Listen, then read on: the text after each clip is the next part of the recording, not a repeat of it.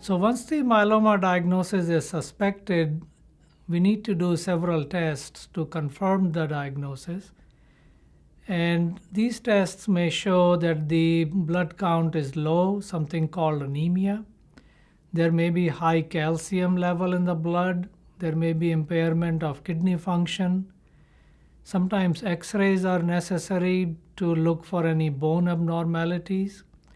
And many times we need to do more sophisticated tests, such as an MRI or a PET scan.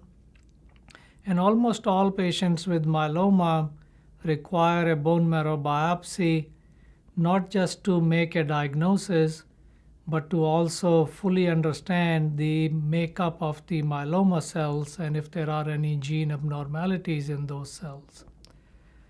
Over the last 10 to 15 years, there have been several major advances which have vastly improved our understanding of the biology of the disease, particularly the gene changes that happen in the plasma cell that turn a normal plasma cell into a cancerous cell, and also our understanding how these gene changes might affect the prognosis and treatment of myeloma. Understanding these gene changes in myeloma cells allows us to predict the prognosis, and this is sometimes called prognostication or risk stratification.